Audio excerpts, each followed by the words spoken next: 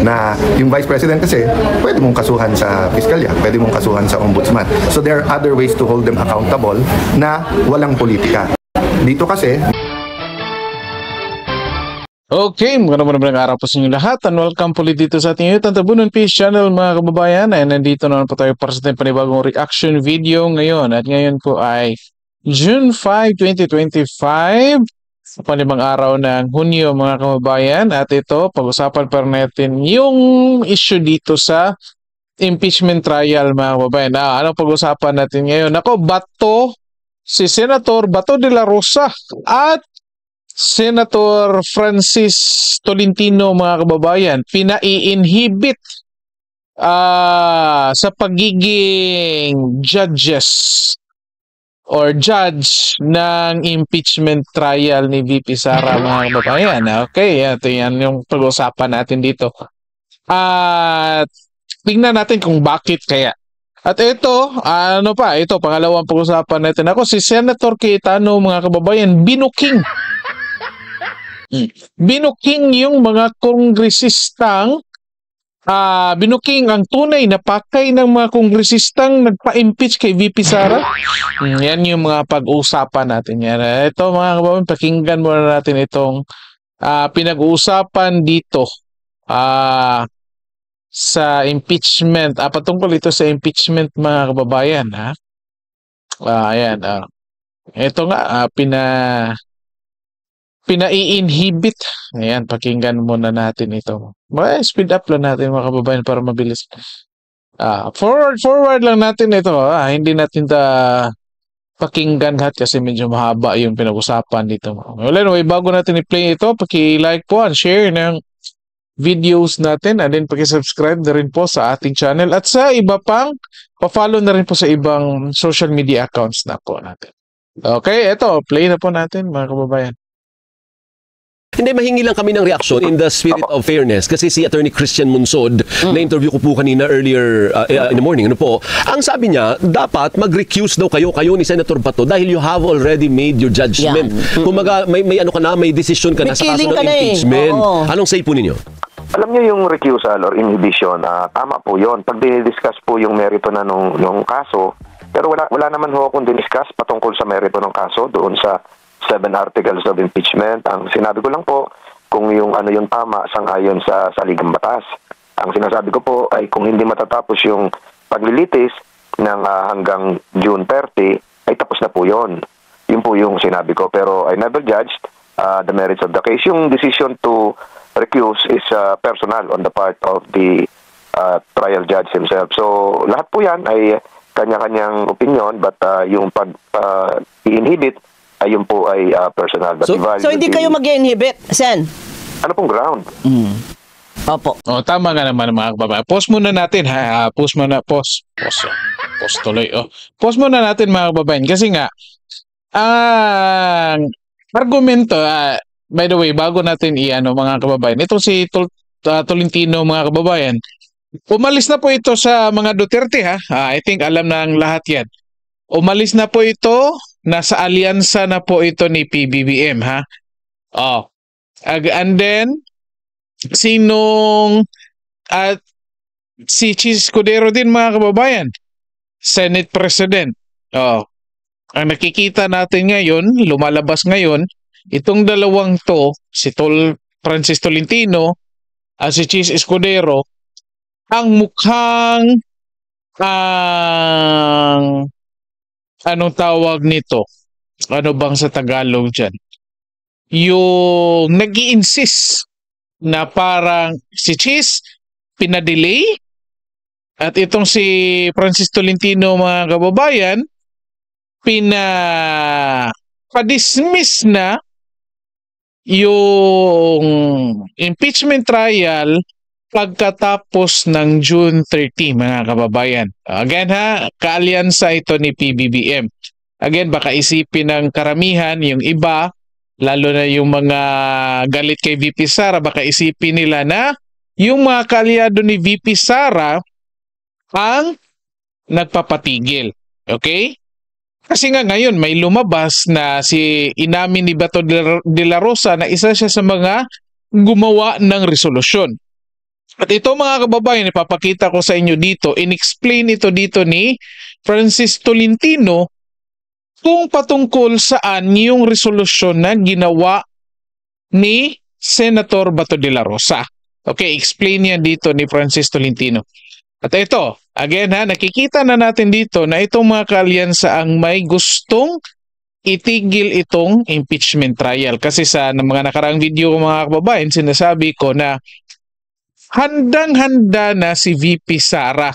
And most likely, sinabihan na niya yung mga kaalyado niya ng mga senador, including Amy, na ipagpatuloy na yung impeachment trial kasi alam nating lahat merong lalabas dyan na katotohanan na makasisira sa current administration ngayon, mga kababayan. Di ba? At sa mga taong nasa likod ng pagpa-impeach kay VP Sara. Kaya nga itong dalawa, mga kalyansa, mukhang panay na nila mga kababayan. Gusto na lang itigil ha.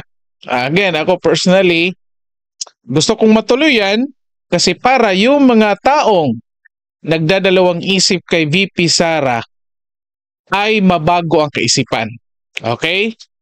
So, kasi alam naman natin, walang kasalanan, klarong-klaro naman yan. Ang hirap ng kaso na yan, mga kababayan. I-explain ko ito later kasi may binulgar dito si Alan Peter Cayetano, mga kababayan, na kung bakit mahirap ito, kaso na ito. Ha? Well, anyway, ito. Ito nga, bakit na ipa-inhibit? Hindi naman ang issue na pinipresenta ni Francis Tolentino, mga kababayan, hindi naman patungkol dyan sa articles of impeachment. Ang issue pinipresenta niya dito ay kung tatawid ba from 19th Congress to 20th Congress. So anong rason para ipa-inhibit siya? Ang pagdesisyonan lang naman nila, mga kababayan, bilang mga senator judges. Halimbawa, mag-umpisa yung trial, kung i-convict nila si VP Sara or hindi, based doon sa evidence. Okay?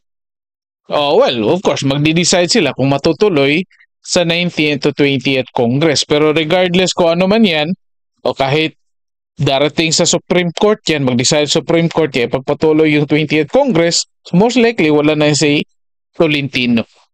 Kaya lang, ito lang nakikita ko mga kababayan, ito, pinipilit nilang pigilan ito impeachment kasi gusto, mukhang may nag-utos mga kababayan. Wala na way. Ayan, speculations lang natin, opinion lang natin yan. Mga kababayan, i-comment nyo dyan kung agree or disagree kayo. At ito, forward natin ng kaunti. Dito explain ni Senator Tolentino, mga kababayan, kung ano yung resolution na ginawa ni Senator Bato de la Rosa. Hindi naman ito, anong tawag nito? Hindi naman ito mag-isa lang. Marami daw resolution, I think 3 yung lumabas. Pero yung ginawa ni Bato de la Rosa, mga kababayan, ito yung in-explain dito ni Senator Tolentino. Okay, para maliwanagan po ang lahat, hindi po pinadidismiss agad-agad ni Bato de la Rosa. Ang laman dito sa resolusyon niya ay yung ganun din yung kung anong sinasabi ni Senator Francis Tolentino. Ito, pakinggan natin mga kababayan. Ngayon, may mga kumakalat na resolusyon. Ano po? I don't know kung isa ka rin sa mga authors, Senator Tol. Kasi si De La Rosa, umamin na. Sa kanya yung isa galing. Ang sabi po niya, na-inspire daw siya doon sa speech ko. Kaya nga. Kaya po ako nagpapasalamat sa kanya dahil akala ko may inspire ko lang yung mga law students, yung mga estudyante ko. Siyempre, sisip-sip sa akin yung mga estudyante ko na tama ako. Pero nagpapasalamat po ako sa kanya na na-inspire. Pero hindi po dahil na-inspire siya sa sinabi ko ay kasali po ako doon sa pagkakataon noon. Yun po ay inamin niya at siguro po ay pinaiikot na niya yon.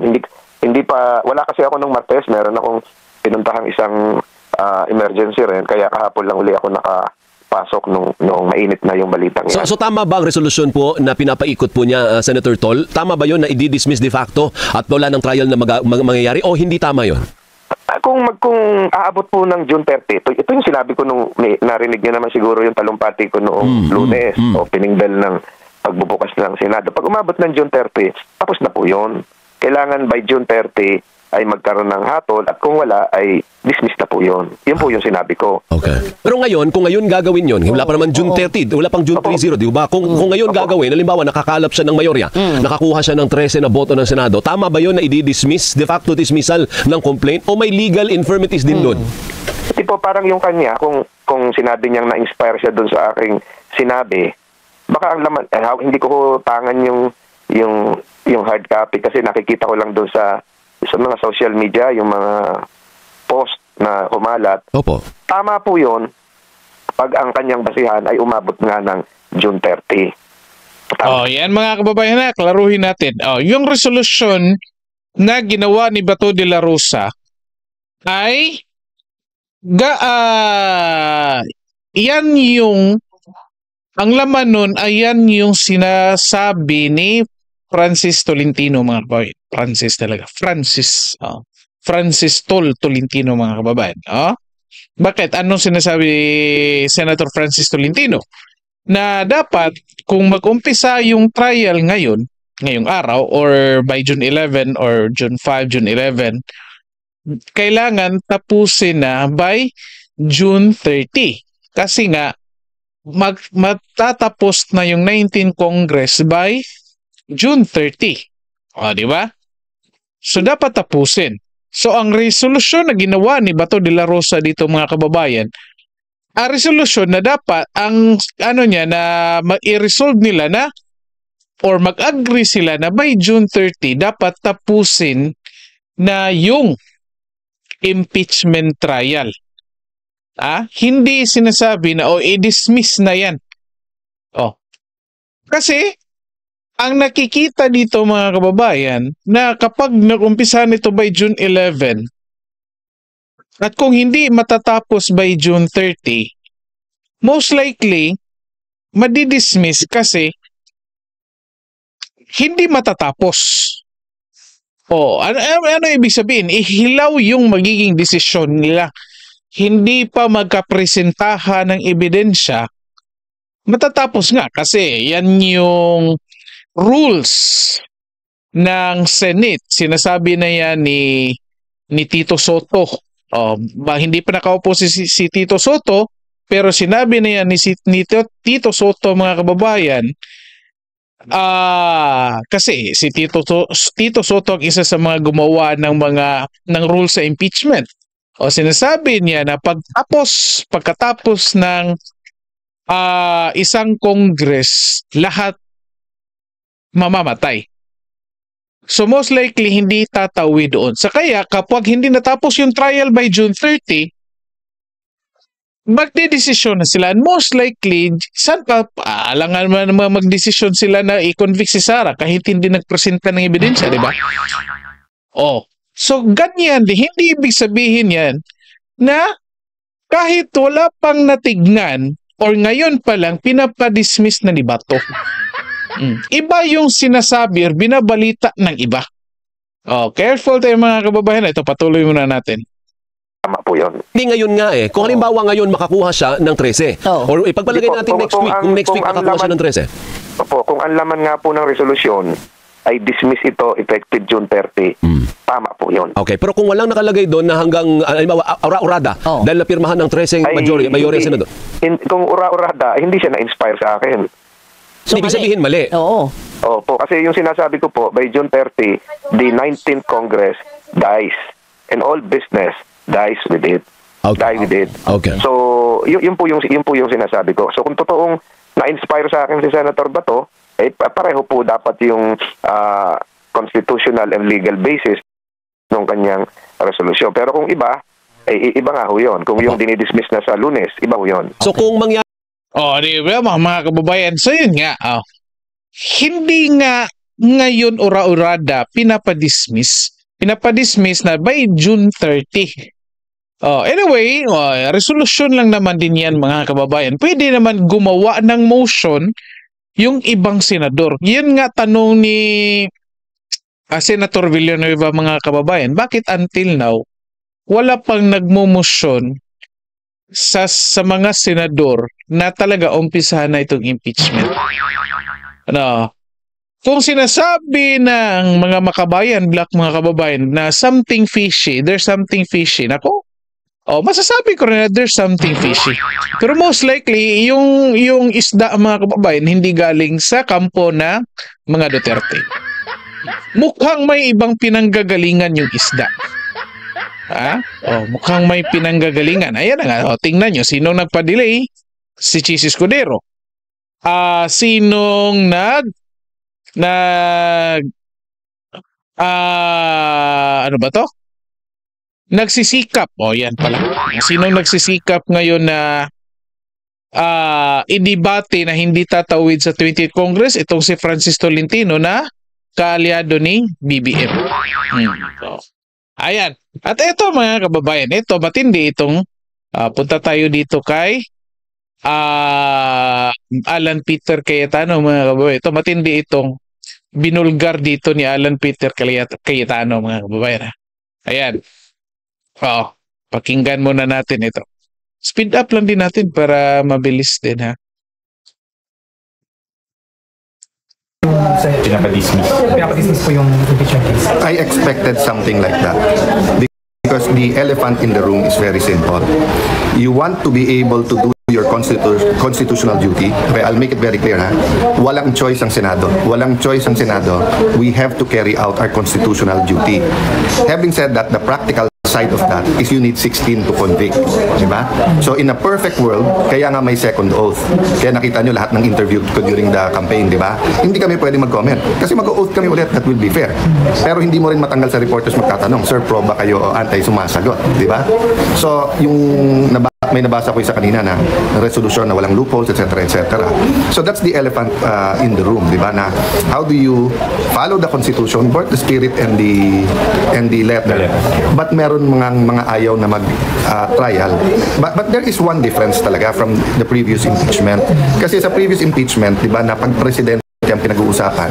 Pag presidente ang pinag-uusapan, ang inaano kasi dyan is a single day more na masyadong yung high crimes or graft in corruption, etc. Yung tama sa ating bansa. So walang question na any impeachment meron pinag-uusapan na accountability.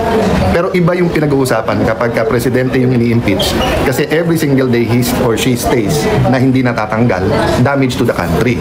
So no one will talk about it, pero I think nasa mind nung iba yan dito na yung vice president kasi pwede mong kasuhan sa piskalya, pwede mong kasuhan sa ombudsman. So there are other ways to hold them accountable na walang politika. Dito kasi, makikita nyo sa, ngayon lang ha, kung ilalive nyo, magko-comments dyan, meron neutral, yung parang sundin nyo lang yung batas. Pero madami talaga dyan, gustong makita na trinatry siya. Yung iba naman, gustong ma-absuelto kaagad. That's where the political nature of the impeachment comes in. But that's the elephant in the room. Di ba? It would have been totally different case if it's at the start of the term, the middle of the term. Pero the reality is kasi final mo the day na magsa-start yung campaign a few days later. And then ngayon, we only have 2 weeks tapos June 30. Di ba? That's why nga yung comment ko kahapon na hindi mo pwedeng ipagbotohan ang morality. Hindi mo pwedeng pagbotohan ang anong dapat gawin sa Constitution. Nakalagay sa Constitution malinaw eh. May trial eh. Diba? Having said that, pwede bang masunod yung minority? Diba? So kung majority ng senador magsasabing, wala namang 16 votes eh, kasi siyam, 10, 11 na nagsabi. Maano mo yun? But it doesn't make it right. Sir, nakakuha ba kayo? Anyway, andyan I think napakinggan yung mga kabayan. Explain natin ito ha. Anong sinasabi dito ni Senator Alan Peter Cayetano mga kababayan? Number one, simple lang. No choice yung mga senador. Kailangan nilang mag-trial.